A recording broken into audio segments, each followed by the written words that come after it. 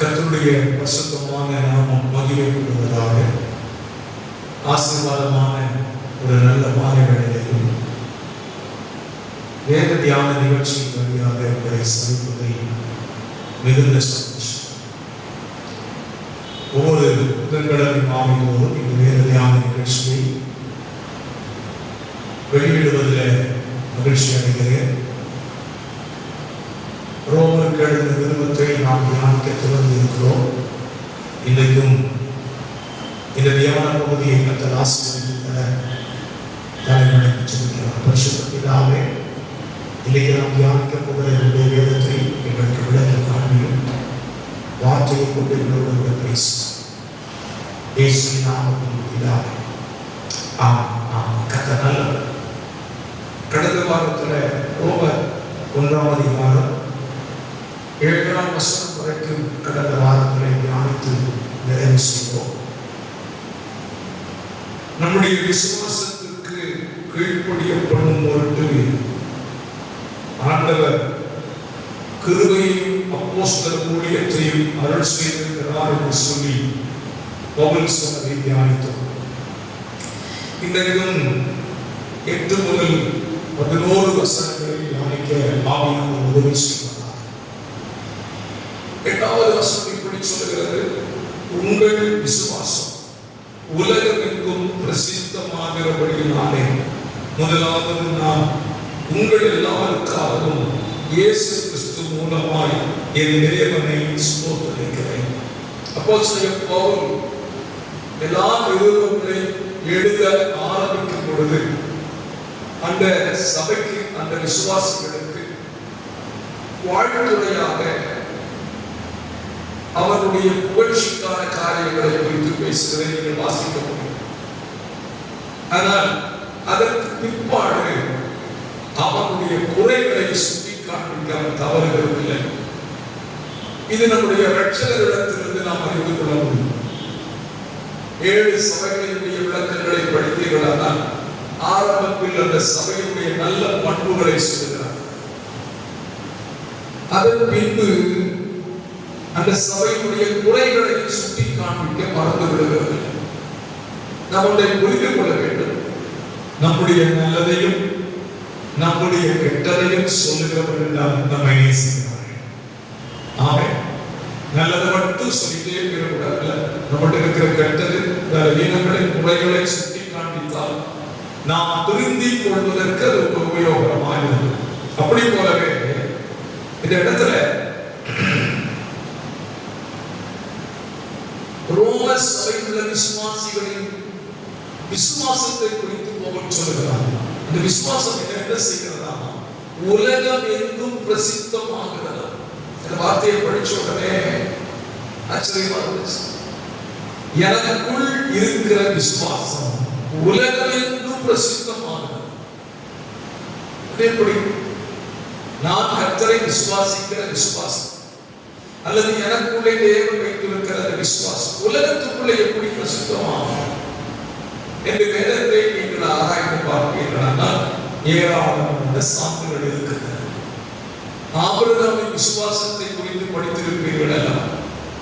Abraham கர்த்தரை விசுவாசித்தார், அதை அவருக்கு நீதியாக எண்ணினார் என்று ஆதியாகமம் 15ஆம் அதிகாரத்திலே எழுதியிருக்கிறது, 8ஆம் வசனத்திலே. ஆனால் இன்றைக்கு ஆபிரகாமுடைய விசுவாசத்தை குறித்து நான் பேசுகிறேனே. கர்த்தருடைய வருகை தாமதித்தால் எனக்கு பின்வரும் சந்ததிகள் பேசுவார்களே. அப்படியானால் ஆபிரகாமின் விசுவாசம் இன்றைக்கு முழுவதும் உலகம் முழுவதும் பிரசித்தமாக இருக்கிறது அல்லவா? அவருடைய விசுவாசத்தை நாம் இன்றைக்கு பேசிக் கொண்டிருக்கிறோம். ஆபிரகாம் விசுவாசித்தான், மரித்து போனான், இன்றைக்கு இளைப்பாறி கொண்டிருக்கிறான். ஆனால் அவருடைய விசுவாசம் இன்றைக்கு பேசப்பட்டுக் கொண்டிருக்கிறது அல்லவா? 100 விசுவாசத்தை குறித்து நாம் இன்றைக்கு பேசிக் கொண்டிருக்கிறோம். அவருடைய காலங்களை முடித்து பல வருஷங்களாகிவிட்டது. ஆனால் அவர் விசுவாசத்தை குறித்து இன்றைக்கு நாம் பேசுவோம். ஆண்டவர் மார்த்தா மரியாளிடத்தில் சொல்லும்போது விசுவாசித்தால் தேவனுடைய மகிமையை காண்பாய் என்று சொல்கிறாரே. இந்த விசுவாசம் பெரிதல்லவா? ஆக நம்முடைய விசுவாசத்தை குறித்து உலகத்தின் மத்தியிலே பிரசித்தமாக வேண்டுமானால் நம்முடைய விசுவாசம் என்பது தேவனால் அங்கீகரிக்கப்படக்கூடிய விசுவாசமாக இருக்க வேண்டும். நல்லவர். நம்ம விசுவாசத்துக்கும் விசுவாசி விசுவாசத்துக்கு வித்தியாசம் இருக்குது. யாக்கோபு எழுதுகிறான், விசுவாசிகளும் விசுவாசத்தின் நடுங்குகின்றனவே. அப்படியான விசுவாசி விசுவாசத்தை குறித்து நாம் இன்னைக்கு பேசுகிறோமா? இல்லையே. அவன் விசுவாசத்தை குறித்து யாரும் பேசுவது, ஆனால் தேவ பிள்ளைகளுடைய விசுவாசத்தை குறித்து நாம் இன்னைக்கு பேசுகிறோம். விசுவாச பிள்ளைகளுடைய பட்டியலை குறித்து எபிரேயர் 11ஆம் அதிகாரத்தில் ஒரு நீண்ட பட்டியலை கொடுக்கிறார். அவர்கள் எல்லாம் மரித்து போனவர்கள். மரித்து போனவருடைய விசுவாசத்தை பட்டியலிட்டு சொல்லுகிறார். அப்படியாக அவர்கள் விசுவாசம் எந்த அளவுக்கு பிரசித்தமாக இருந்தது என்பதை நீங்கள் அறிந்து கொள்ள வேண்டும். இதைத்தான் அந்த சபைக்கு எழுதுகிறார், உங்கள் விசுவாசம் உலகமெங்கும் பிரசித்தமாகிறபடினாலே முதலாவது உங்கள் எல்லாருக்காக இயேசு கிறிஸ்துவின் மூலமாய் பிதாவை ஸ்தோத்திரிக்கிறேன், தேவனை ஸ்தோத்திரிக்கிறேன் என்று சொல்கிறார். என கேட்கிற அருமையான கர்த்தருடைய பிள்ளைகளே, உங்கள் விசுவாசம் உலகமெங்கும் பிரசித்தமாகட்டும். சரி, உலகத்துக்குள்ள நம்ம விசுவாசம் போவதோ இல்லையோ, நம்முடைய விசுவாசம் நம்முடைய குடும்பத்துக்குள்ளே, நம்முடைய சபைக்குள்ளே, நாம் வசிக்கிற பட்டணத்துக்குள்ளே, நாம் வசிக்கிற கிராமத்துக்குள்ளே நம்முடைய விசுவாசம் பிரசித்தமாக வேண்டும். இன்னைக்கு நம்முடைய விசுவாசம் எங்கே இருக்கிறது? நாம் எதை விசுவாசிக்கிறோம்? இன்னைக்கு கர்த்தருடைய பிள்ளைகளுக்கு சொல்லிக் கொள்ளுகிறவர்களுக்குள்ளே என்ன விசுவாசம் இல்லை? இயேசு வருவார் என்கிற விசுவாசம் குறைந்து போய் கொண்டிருக்கிறதல்ல. இதைத்தான் ஆண்டவர் வேதனையோடு ஒரு சம்பவத்தை சொல்லும்போது சொன்னார். 8ஆம் அதிகாரத்திலே இஸ்ரவேலர் எல்லாருக்குள்ளும் நான் இப்படிப்பட்ட விசுவாசத்தை காணவில்லையே என்றார். அப்ப ஆண்டவர் எதை எதிர்பார்க்கிறாரு? தேவ பிள்ளைகள் மத்தியில் விசுவாசத்தை எதிர்பார்க்கிறார். மனுஷகுமாரன் பூமியிலே வரும்பொழுது பூமியிலே விசுவாசத்தை காண்பாரோ? விசுவாசம் இல்லாமல் போகிற காலம் வருகிறது. இதைத்தான் அப்போஸ்தலர் பவுல் கொரிந்து சபைக்கு 13ஆம் அதிகாரத்தில் எழுதுகிறார். இப்பொழுது அன்பு, விசுவாசம், நம்பிக்கை மூன்றும் நிலைத்திருக்கிறது. விசுவாசம் நிலைத்திருக்கக்கூடியது. அந்த விசுவாசம் நம்மிடத்தில் இருக்க வேண்டும். அந்த விசுவாசத்தை குறித்து தீமோத்தேயுக்கு எழுதும் பொழுது, உன் பாட்டியாகிய லோயிசாளுக்குள்ளும் தாயாகிய அகிலேயாவுக்குள்ளும் இருந்த அந்த விசுவாசம் உனக்குள் இருக்கிறதுனாலே அதை அனல் மூட்டி எழுப்பிவிடு என்று சொல்கிறார். அப்படி விசுவாசம் சாதாரணமானது. ஆகவே நம்ம விசுவாசத்தை குறித்து மற்றவர்கள் மத்தியில் பேசப்பட வேண்டும். அதன்படி பேசப்பட்டால் தேவனுக்கு மகிமையாக அதை சொல்ல முடியும். சொல்லுங்க பார்ப்போம். நல்லவர் பவுல் அதை தேவனுக்கு ஸ்தோத்திரம் சொல்லி சொல்கிறார். உங்க விசுவாசம் உலகத்துக்கும் பிரசித்தமா இருக்கிறதுனால உங்கள் எல்லாருக்காக கர்த்தரை ஸ்தோத்திரம் பண்றேன். ஆமென். கர்த்தரால் ஸ்தோத்திரம். 9ஆம் வசனத்துக்கு பாருங்க. நான் ஜெபம் பண்ணும் போதெல்லாம் இடைவிடாமல் உங்களை நினைத்துக் கொண்டிருக்கிறது குறித்து. இந்த வசனத்தை தியானிக்கிறதுக்கு முன்னால உலகம் எங்கும் பிரசித்தமாக வேண்டியது என்ன? முதலாவது விசுவாசம் சொன்னேன். நம்முடைய விசுவாசம் என்ன செய்யும்? உலகம் எங்கும் பிரசித்தமாக வேண்டும். மத்தேயு 24ஆம் அதிகாரம் 14ஆம் வசனத்தை வாசித்தார். மத்தேயு 24:14 ராஜ்யத்தினுடைய இந்த சுவிசேஷம் பூலோகம் எங்கும் உள்ள சகல ஜாதிகளுக்கும் சாட்சியாக பிரசங்கிக்கப்பட வேண்டும். நம்ம விசுவாசம் உலகம் எங்கும் போகணும். நாம் பிரசங்கிக்கிற சுவிசேஷம் உலகம் எங்கும் செல்ல வேண்டும். சுவிசேஷம் உலகம் எங்கும் செல்வதற்கு நாம் ஏராளமான வழிமுறைகளை தேவன் பிள்ளைகள் கண்டறிந்து அதன் வழியாக சுவிசேஷத்தை அறிவிக்க தீவிரம் காட்டிக் கொண்டிருக்கிறார்கள். ஒரு காலகட்டத்திலே சுவிசேஷம் அறிவிப்பது என்பது மெகாஃபோன் மூலமாக தான், ரேடியோ மூலமாக சுவிசேஷம் அறிவிக்கப்பட்டது. காலங்கள் செல்ல தொலைக்காட்சி மூலமாக சுவிசேஷம் அறிவிக்கப்பட்டது. இன்றைக்கு செல்போன் வந்ததினாலே இந்த மீடியாவை பயன்படுத்தி எந்தெந்த வழியிலெல்லாம் சுவிசேஷத்தை ஜனங்களுக்கு அறிவிக்க முடியுமோ, ஜனங்கள் எந்தெந்த வழிகளிலே தங்களுடைய செல்போனை யூஸ் பண்ணலாங்களோ அதில் எல்லாம் சுவிசேஷத்தை அறிவிப்பதற்கு இன்றைக்கு தேவ பிள்ளைகள் தீவிரம் காட்டுகிறதை நாம் அறிந்திருக்கிறோம். கவனிக்கிறீர்களா? சுவிசேஷம் சொல்றதுக்கு ஏகப்பட்ட வழிகள் இருக்கிறது. சபை மாத்திரமல்ல, நாம் அன்றாட பயன்படுத்துகிற வாட்ஸ்அப், நிறைய பேருக்கு வாட்ஸ்அப்பை எதுக்கு பயன்படுத்துகிறோம்? சுவிசேஷத்தை அறிவிக்க பயன்படுத்துகிறீர்களா? யோசித்து பாருங்கள். உங்கள் யூடியூப் சேனலை பயன்படுத்துகிற எதற்காக பயன்படுத்துகிறீர்கள்?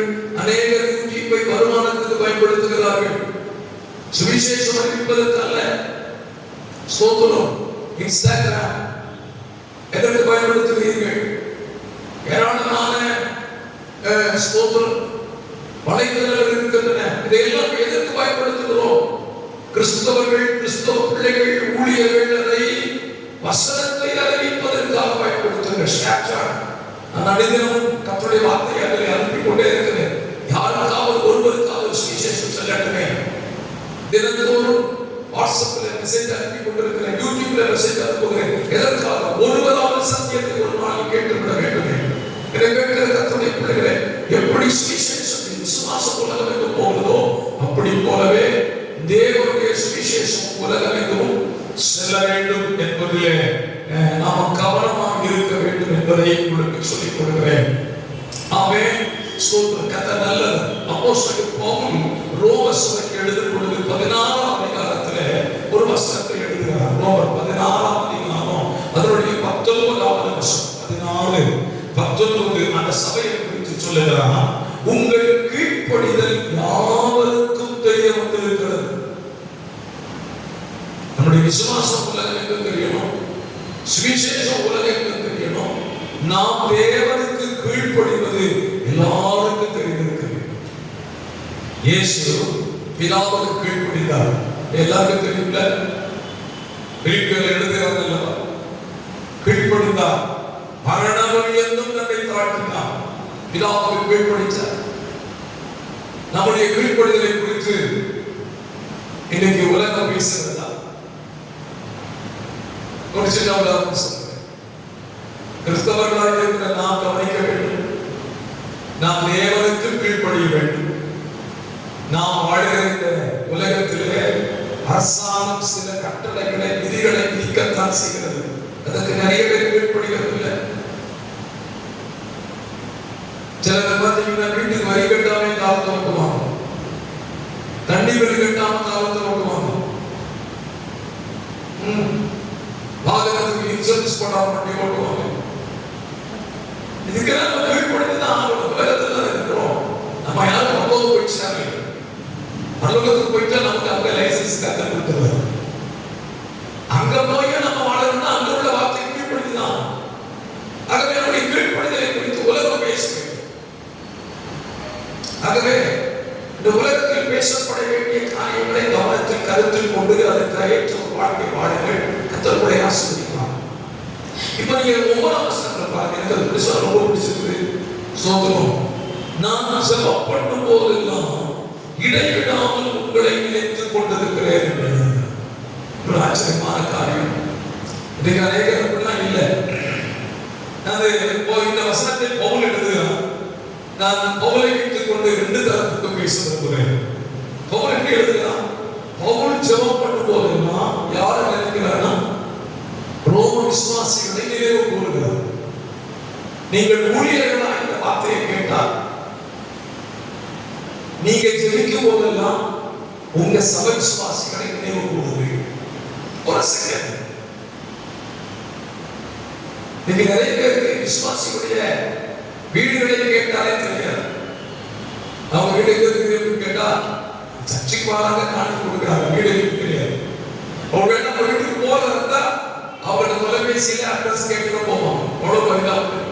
சிலருக்கு பார்த்தீங்கன்னா சபைக்கு போல விசுவாசிகளுடைய பேரை தெரியாம இருக்கு. ஊழியர்கள் முடிந்த அளவுக்கு தங்கள் சபைக்கு வருகிற விசுவாசிகளை மனதில் வைத்திருப்பார்கள். அது ஒரு குறிப்பிட்டதான் இருக்கும். எண்ணிக்கை பெருகிச்சுன்னா ஞாபகமே நாம் போயிருவேன். ஆனால் உண்மையை சொல்வேன், நாம் ஜெபிக்கும் பொழுது நம்முடைய சபை விசுவாசிகளை நினைவு கூறுவேன்.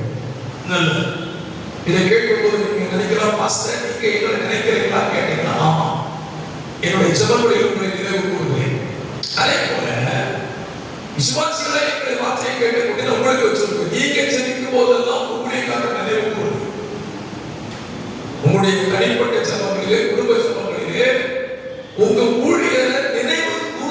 ஸ்தோத்திரம் பண்ணுங்க. இதுதான் ஒரு நல்ல ஐக்கியத்திற்கான வெளிப்பாடு. ஊழியர்களும் விசுவாசிகளை நினைக்க வேண்டும், விசுவாசிகளும் ஊழியர்களை நினைவு கூற வேண்டும். கர்த்தர் நல்லவர் சொல்றான் பாருங்க, நான் ஜெபம் பண்ணும் போதெல்லாம் இடைவிடாமல் உங்களை நினைத்துக் கொண்டிருக்கிறதை குறித்து தமது குமாரனுடைய சுவிசேஷத்தினால் என்ன ஆவியோடு நான் சேவிக்கிற தேவன் எனக்கு சாட்சியாக இருக்கிறார். நான் பிரசங்கத்துக்காக அல்லது நீங்க கேட்கணுங்கிறதுக்காக நான் உங்களை நினைக்கிறேன்னு சொல்லக்கூடாது. நான் நினைக்கிறத குறித்து கர்த்தர் சாட்சியாக இருக்கிறார். ஆமென். கர்த்தர் நல்லவர். நட்சத்திற்கு முதல்ல கூடிய பெயர்களை சொல்லி உங்களுக்காக ஸ்தோத்திரம் பண்றேன். நீங்களும் உங்கள் ஜெபங்களில் எங்களை நினைவு கூறுங்கள். கர்த்தர் நல்லவர். சரி, இப்போ பவுல் அடுத்ததாக ஒரு வார்த்தையை சொல்றாங்க. 10ஆம் வசனத்துல, நீங்கள் ஸ்திரப்படுவதற்காக ஆவிக்குரிய சில வரங்களை உங்களுக்கு கொடுக்கும்படிக்கு உங்களிலும் என்னிலும் உள்ள விசுவாசத்தினாலே உங்களோடு கூட நான் ஆறுதல் அடையும்படிக்கும் உங்களை காண வாஞ்சையாக இருக்கிறேன் என்று எழுதுகிறார். 2 காரியத்தை உங்களோடு கூட பேசுகிறேன்.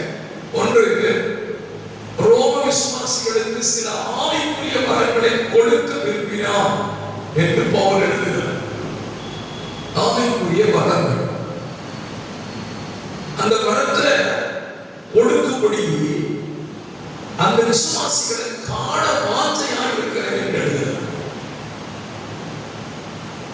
ஒரு ஊழியர் ஒரு விசுவாசியை காண வாஞ்சையாக இருக்கிறார் அப்படின்னா எந்த அளவுக்கு அவங்களுக்குள்ள ரிலேஷன்ஷிப் இருக்கு பாருங்க. உங்களை சந்திப்பதற்கு ஊழியர்கள் வாஞ்சிக்கிறார் என்றால் நீங்கள் அதை விரும்ப வேண்டும். ஞாயிற்றுக்கிழமை ஆராதனை பண்றோம், பார்க்கிறோம், ஸ்தோத்திரம் பண்றோம், ஆமென் போட்டு போயிடும். வாரத்துல 6 நாள் இருக்கு பார்த்தீங்கன்னா, இந்த 6 நாள்ல எங்க பாஸ்டர் எங்க வீட்டுக்கு வரணும், பாஸ்டர் நாங்க பார்க்கணும். இத்தனை பேர் ஆசைப்படுறீங்க. அப்படி இல்லைன்னா இந்த இடை நாட்கள் 6 நாட்கள் ஒரு நாள் ஒரு அரை மணி நேரம் அல்லது 1/4 மணி நேரம் கொஞ்சம் சமயம் எடுத்து உங்கள் போதகரை சென்று பார்க்கிறீர்களா? அப்படி ஆசை இருந்தால் தான் பார்க்க முடியும். நிறைய பேருக்கு பாஸ்டர் பார்க்காட்டாலும் பிரச்சனை இல்லை, அப்படி ஒரு ஆசையே கிடையாது. ஒருவேளை பாஸ்டருக்கு ஆசை ரொம்ப ஓவராகி நம்ம தேடி போனா, பாஸ்டர் எதுக்கு வந்திருக்கீங்க, என்ன விஷயம், உங்களுக்கு என்ன தேவை, ஹலோ எங்கள் தேவைக்காக உங்களை தேடி வரல, உங்களை காண வாஞ்சையா இருக்கிறீங்க. உங்களை காண வாஞ்சையா இருக்கிறேன். எதுக்காக காணணும்னு ஆசைப்பட்டாப்போ ரோம விசுவாசிகளை அவர் பார்க்க ஆசைப்பட்ட காரணம் என்ன? அவங்களுக்கு சில ஆவிக்குரிய வரங்களை கொடுக்கணும்னு சொல்லி அவருக்கு ஆசை.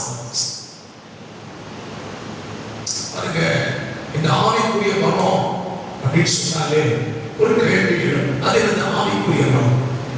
இதை குறித்து இதே பவுல் தான் கொரிந்து சபைக்கு எழுதுகிறார். ஆவிக்குரிய வரங்களை குறித்து அவர் எழுதுகிறதை குறித்து 1 கொரிந்தியர் 12ஆம் அதிகாரம்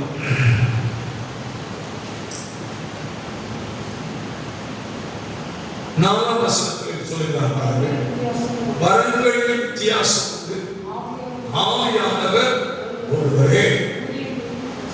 வரங்களின் வித்தியாசம் இருக்கு. அப்ப நிறைய வரங்கள் இருக்கு. அது என்னென்ன வரம்? சில வரங்களை குறித்து குறிப்பிடுகிறார் பாருங்க.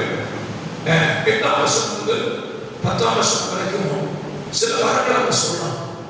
என்ன வரும்? ஒருவருக்கு ஆவியினாலே ஞானத்தை போதிக்கும் வரம், வேறொருவருக்கு அந்த ஆவியினாலே அறிவை உணர்த்தும் வரம், வேறொருவருக்கு அந்த ஆவியினாலே விசுவாசமும், வேறொருவருக்கு அந்த ஆவியினாலே குணமாக்கும் வரங்களும், வேறொருவருக்கு அற்புதங்களை செய்யும் சக்தியும், வேறொருவருக்கு தீர்க்க தரிசனம் உரைத்தலும், வேறொருவருக்கு ஆவிகளை பகுத்தறிதலும், வேறொருவருக்கு பற்பல பாஷைகளை பேசுதலும், வேறொருவருக்கு வியாக்கியானம் பண்ணுதலும், இதையெல்லாம் ஒரே ஆவியானவர் செய்கிறார். நிறைய வரங்களை சொன்னால இந்த வரங்களை ஒவ்வொருத்தருக்கும் ஆவியானவர் கொடுக்கிறார். எல்லாருக்கும் மொத்தமா ஒன்னே கொடுத்ததில்லை.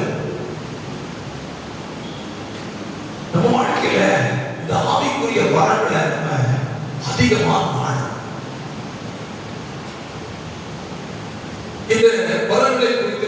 பார்க்கலாம். இந்த வரங்களை தான் ரோம சபைக்கு கொடுக்கணும்னு பவுல் ஆசைப்பட்டார். வார்த்தை கேட்டுக்கொண்டிருக்கிற கர்த்தருடைய பிள்ளைகளே, உங்கள் ஒவ்வொருவருக்கும் ஒவ்வொரு வரத்தை கர்த்தருடைய ஆவியானவர் கொடுக்க விரும்புகிறார். நீங்கள் அந்த வரத்தை பெற்றுக்கொள்ள வேண்டும். நிறைய பேர் சொல்றது எனக்கு அந்த வரம் கிடையாது. எல்லாருக்கும் எல்லாருக்கும் ஏதோ ஒரு வரம் இருக்கத்தான் செய்யும். படம் இல்லாம யாரும் சும்மா ஆண்டவர் படைக்கும்.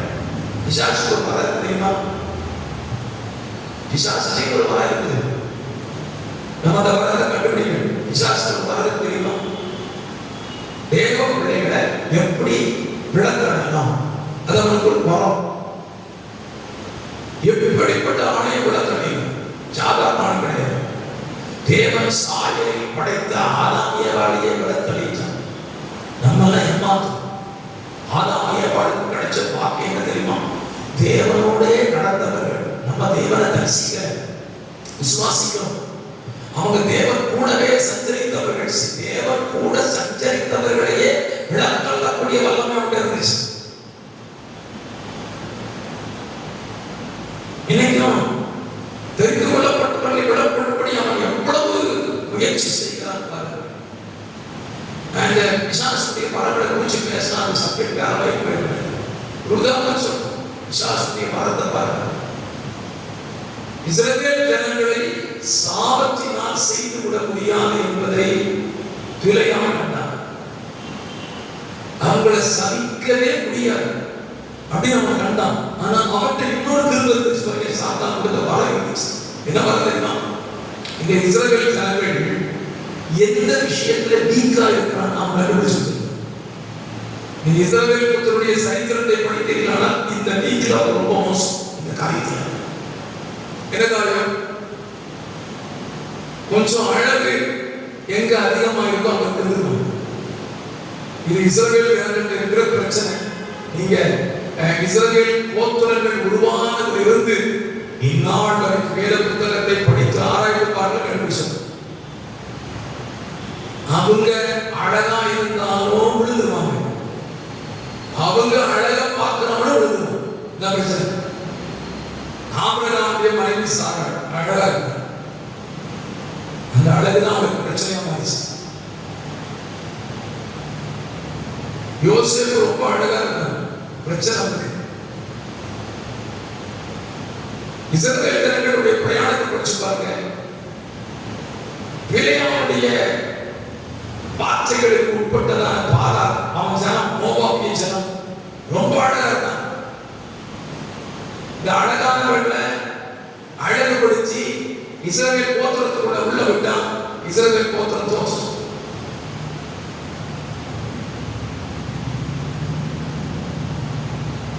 பாடல்களை அதிகமாய் பாடின தாவீது எங்கே விழுந்தான்? அழகில் தான் விழுந்தான். நம்முடைய ரட்சகராக இருக்கிற தேவன் அழகானவர். அவர் அழகில் விடவில்லை.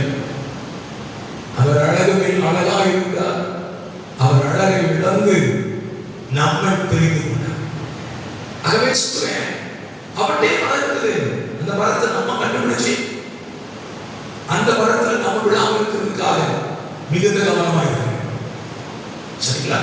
சோ அவரே வரம் வச்சிருந்தா நம்ம ஆவியானவர் நமக்கு நிறைய வரங்களை கொடுக்க விரும்புகிறார். நம்ம வரங்களை வச்சுக்கொள்ள வேண்டும். அதுல ஸ்பெஷலா அநேகர்கள் சொல்லுவார்கள் நிறைய வரங்கள். ஒரு வாரத்தை நான் ஞாபகப்படுத்துகிறேன். ஆவியை பகுத்தறிகிற மரம்.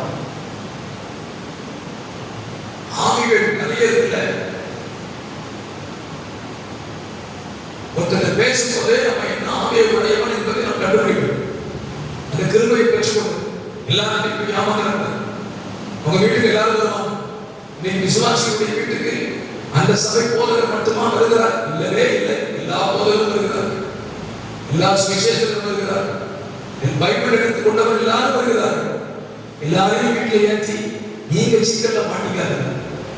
வருகிறவர் யார்? எதற்காக வருகிறான்? இதை நீங்க கண்டுபிடிக்கிறீங்களா? நீங்க விழுதுவீங்க. ஆகவே அவன் சொல்லுகிறான், சில வரங்களை கொடுக்கிறான், கொடுப்பதற்கு காண ஆசையாக. ஆகவே இந்த மாதிரி சாந்தமான வார்த்தைகளை தியானியுங்கள். நீங்கள் வரங்களை பெற்றுக்கொள்ளுங்கள். உங்களுக்கு என்ன வரம் வேணுங்கிறத ஆவியானவர்கிட்ட கேளுங்க. அவர் தருவார். அந்த வரத்தை பெற்றுக்கொண்டு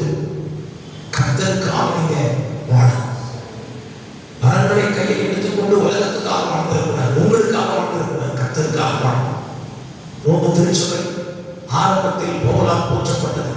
நம்ம அடுத்த வாரத்திலிருந்து தொடர்ந்து படிக்கும் பொழுதுதான் தெரியும் இந்த ரோம திருச்சபைக்குள்ள என்ன பிரச்சனை வந்துச்சுன்னு சொல்றேன். ஆகவே கர்த்தருடைய பிள்ளைகளே, வார்த்தைகளை தியானியுங்கள். வார்த்தை உங்களுக்கு ஆசீர்வாதமாக இருக்கும். செபிக்கலாம். பரிசுத்தமுள்ள நல்ல பிதாவே, ஆசீர்வாதமான இந்த மாலை நேரத்திலே சாந்தமாய் தியானித்த வேத பகுதிகள் கேட்கிறவர்களுக்கு பிரயோஜனமாக நன்மையாக இருக்க கர்த்தர் அழைக்கிறார். ரட்சகரும் மீட்பருமான இயேசுவின் நாமத்தில் ஜெபிக்கிறேன் நல்ல பிதாவே. ஆமென். ஆமென். ஆமென். God bless you. கர்த்தருடைய ஆசீர்வாதமாக இந்த தியான பகுதி உங்களுக்கு பிரயோஜனமாக இருந்தால் எங்களோடு தொடர்பு கொள்ளுங்கள். கர்த்தர் உங்களை ஆசீர்வதிப்பார். God bless you.